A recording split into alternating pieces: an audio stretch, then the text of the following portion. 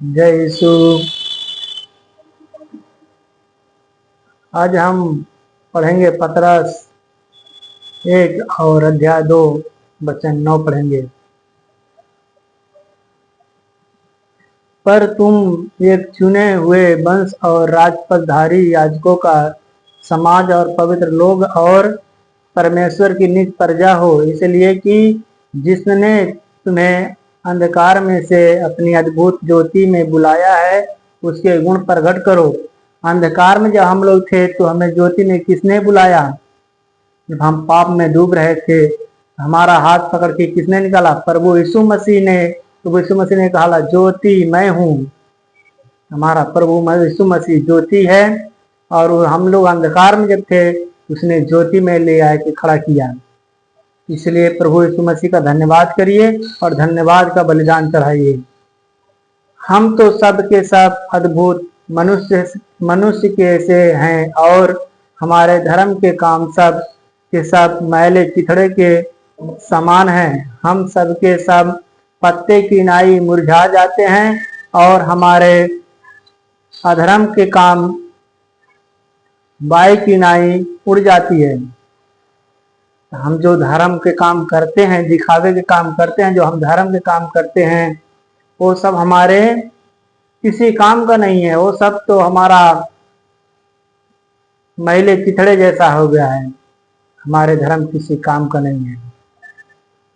इसीलिए हमें प्रभु यीशु मसीह पर विश्वास करना चाहिए और प्रभु यीशु मसीह को जिस दिन हम प्रभु यीशु मसीह का अपना प्रभु मान लेते हैं और जिस दिन अपना प्रभु मान करके उसने मुंह से अंगीकार करते हैं उसको, उसी दिन हमारा उद्धार हो जाता है। हम जब जो अंधकार में थे तो हमें ज्योति में लाने वाला कौन है? प्रभु ने। हम प्रभु को नहीं चुने, हम यीशु को नहीं चुने, यीशु ने हमें चुना है और हमें अंधकार से ज्योति में लाके खड़ा किया है। हे यहोवा, मैं तुझसे सहराऊंगा क्योंकि तूने मुझे खींच कर निकाला है और मेरे शत्रुओं को मुझ पर आनंद करने नहीं दिया। जब हम अंधकार में थे तो कौन निकाला? प्रभु यीशु मसीह ने हमें अंधकार से निकाल करके ज्योति में ला करके खड़ा किया। हमारा शत्रु कौन है? हमारा शत्रु शैतान है। जब हम प्रार्थना करते हैं, हमारे साथ भी हो रहा था, आप लोग के भी साथ में होता होगा। जब हम प्रार्थना करते हैं हमें बहुत सारी कठिनाई आती है, जैसे कि सुस्ती आना, शरीर में थकान होना, प्रार्थना करने का मन ना लगना। ऐसे बहुत सारे काम हैं कि मतलब शैतान हमें परमेश्वर से दूर करता है और प्रभु यीशु मसीह से हमें दूर करते रहता है। हम बाइबल पढ़ते हैं, हम परमेश्वर का वचन जब पढ़ते हैं तो हमारा बाइबल पढ़ने का मन नहीं कर रहा था। आप लोग का भी हो सकता है नहीं करता होगा, लेकिन हमने प्रभु का वचन अपने अंदर ग्रहण किया, शैतान को हराया। हमें बहुत सारे ऐसे हो रहा था, हमें बहुत सारे हो रहा था कि हमें थकान होता था, मन नहीं करता था, सुबह उठने का मन नहीं करता था, लेकिन हमने हार नहीं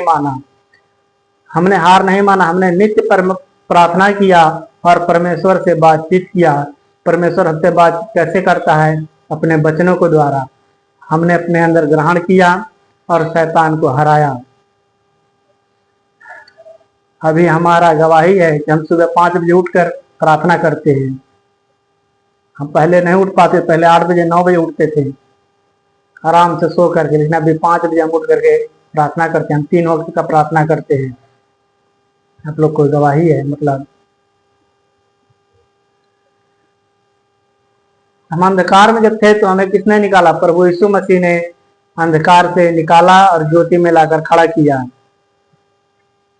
जब हम प्रभु यीशु मसीह को अपना जब हम प्रभु यीशु मसीह को अपने मुंह से अंगीकार करते हैं तो हमारे जो पाप हैं वो सब प्रभु यीशु मसीह ने धो देता है अपने लहू से धो करके, और हमें शुद्ध और पवित्र करता है और हमें ज्योति देता है। ज्योति क्या? पवित्र आत्मा। जब परमेश्वर ने पवित्र आत्मा देता है, वो आत्मा ही ज्योति है। जिसके अंदर आत्मा होगा उसके अंदर 9 फल दिखेंगे। पर मैं कहता हूँ आत्मा के अनुसार चलो, मतलब आत्मा के अनुसार चलना है। जो हम पहले थे, जो शरीर का लालसा था, वो अब शरीर का नहीं बल्कि आत्मा का होना चाहिए। आत्मा के चलाए हुए चलना चाहिए। आत्मा के चलाए हुए परमेश्वर का वचनों पर चलना चाहिए और परमेश्वर का वचन ग्रहण करना चाहिए।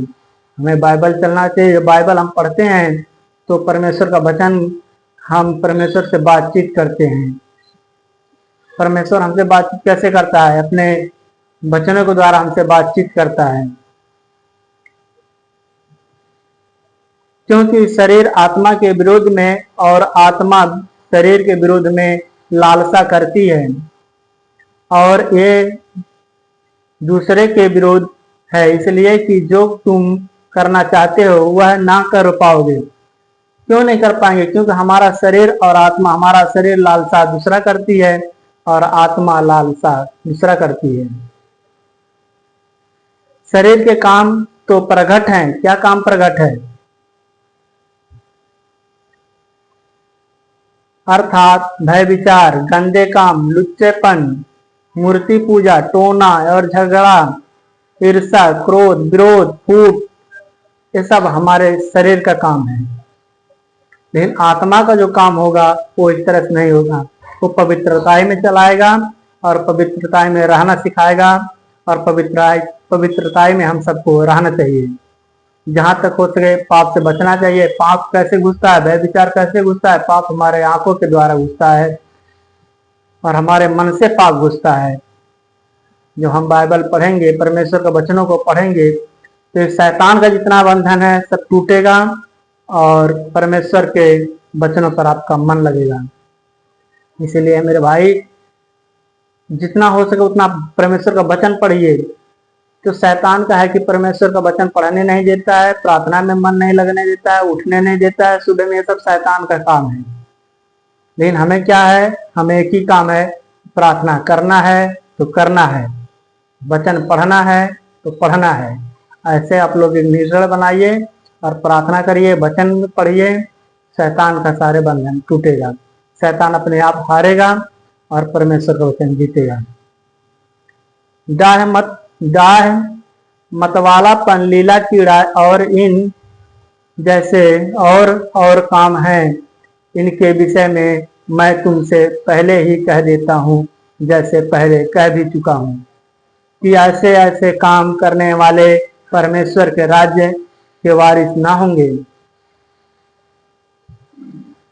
जो ऐसे ऐसे काम करते हैं वो परमेश्वर के राज्य में नहीं जा सकते हैं।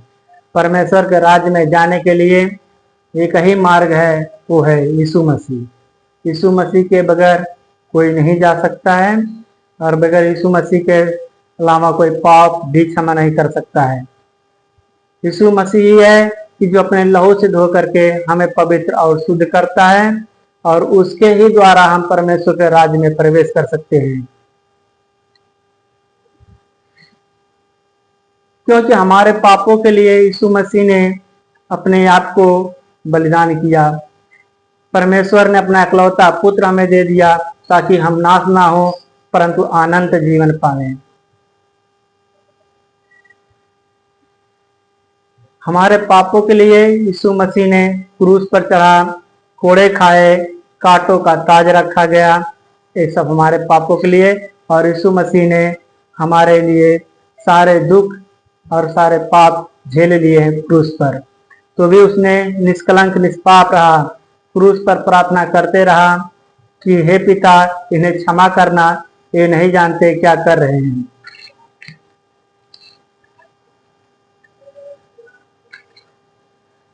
हम पढ़ेंगे यूहन्ना 8। परंतु यीशु जैतून के पहाड़ पर गया। व्यवस्था में मूसा ने हमें आज्ञा दी है, ऐसी स्त्री को पथराव करे। इसे स्त्री के विषय में क्या कहता है?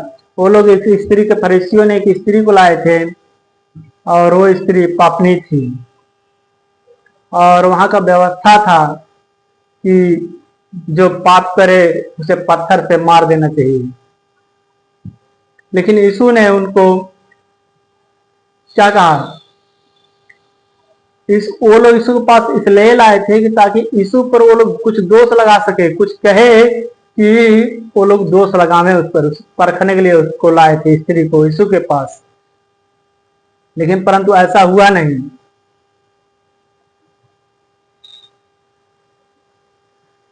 इतना उन्होंने उसको परखने के लिए यहाँ यह बात कही ताकि उस पर दोष लगाने के लिए कोई बात पाए। यानी जब वो लोग इसलिए लाए थे कि ताकि यीशु मसीह पर कुछ दोष लगा सके, कुछ उस पर पाए, लेकिन ऐसा कुछ हुआ नहीं। परंतु यीशु झुक करके अंगुली से भूमि पर दोष लगाने के लिए उसके पास लाए थे कि उस पर कुछ दोष लगा सके। और उसने झुक करके जमीन पर कुछ लिखने लगा। क्या लिखता होगा? यही लिखता रहा होगा किसने कौन से डेट को पाप किया था, क्योंकि परमेश्वर का पुत्र था, प्रभु यीशु मसीह था, उसको तो सब मालूम था कौन कभी पाप किया था। तब वो उससे पूछते रहे तो उसने सीधे होकर उनसे कहा, तुम में जो निष्पाप हो वही पहले उसको पत्थर मारे। अभी कौन निष्पाप होएगा कि पहला पत्थर मारेगा? सब के सब तो पापी हैं, और कोई ना कोई तो कहीं ना कहीं कोई ना पाप तो किया रहेगा। परंतु वो यह सुनकर बड़ों से लेकर छोटे तक एक एक करके निकल गए और यीशु अकेला रह गया और स्त्री वहीं बीच में खड़ी रह गई। यीशु ने सीधे होकर उससे कहा, हे नारी, वो कहाँ गए? क्या किसी ने तुझ पर दंड की आज्ञा ना दी?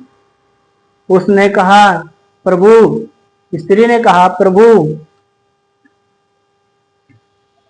किसी ने नहीं। यीशु ने कहा, मैं भी तुझ पर दंड की आज्ञा नहीं देता, जा और फिर पाप मत करना। हालेलुया। क्या कहा? फिर कभी पाप मत करना। हम लोग का पाप जब क्षमा हो जाता है, हम लोग अपने पापों को अंगीकार करते हैं और यीशु मसीह को अपना प्रभु अपने मुंह से अंगीकार करके जब अपने अंदर ग्रहण करते हैं तो प्रभु हमसे भी वही बात कहता है कि आज से तेरे पाप क्षमा हुए, फिर दोबारा तू पाप मत करना। इन बातों के पीछे यहूदियों का एक प्रभु और यीशु यरूशलेम को गया था।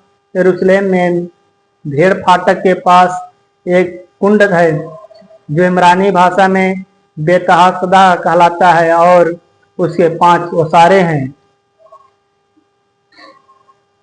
इनमें बहुत से बीमार, अंधे, लंगड़े और सूखे अंग वाले पानी के हिलने के आशा में पड़े रहते थे, क्योंकि नियुक्त समय पर परमेश्वर के स्वर्गदूत कुंड में उतरकर पानी को हिलाया करते थे।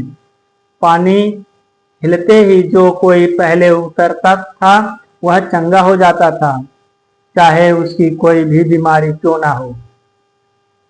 हमारा यीशु मसीह क्या करता है? चंगा करने वाला परमेश्वर है।